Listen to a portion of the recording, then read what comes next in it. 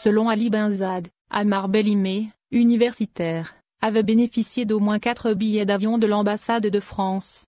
Le chercheur algérien établi en France Ali Benzade a réagi, dimanche 16 août, à l'emprisonnement de Khaled Drareni dans une longue contribution sur son compte Facebook.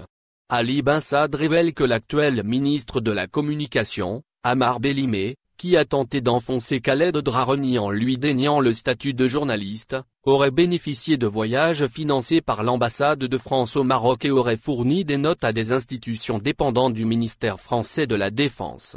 Ainsi, le ministre, qui accuse le journaliste de rouler pour des officines étrangères, se retrouve accusé d'avoir bénéficié lui-même d'avantages d'ambassades étrangères. Ali Benzade explique d'emblée que, par souci d'efficacité, j'ai raccourci ma publication initiale à la seule question de l'accusation contre Drareni d'atteinte à la sécurité nationale et au sous-entendu d'intelligence avec une puissance étrangère, en l'occurrence la France, avec comme seul argument ses rapports avec Reporters sans frontières et SOS Racisme, et son invitation par cette dernière avec un billet d'avion par le biais de l'ambassade de France.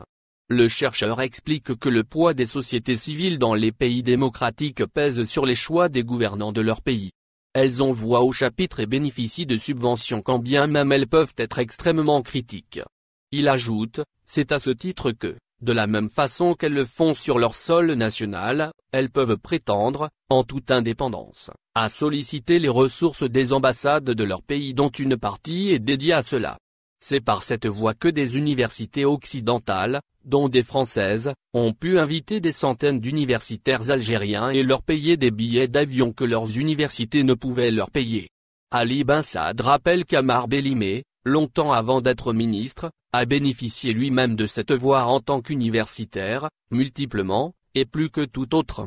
Il indique que l'actuel ministre de la Communication a bénéficié d'au moins 4 billets d'avion de l'ambassade de France au Maroc et probablement plus sans compter des billets de l'ambassade de France en Algérie. Je le sais parce que j'ai été chercheur en délégation CNRS au centre Jacques Berck qui lui a permis de bénéficier de ces billets qui sont documentés. Le chercheur, qui a fait le parallèle avec le billet d'avion dont a bénéficié Khaled Drareni et dont la justice l'accuse, ajoute, je ne lui en fais pas grief.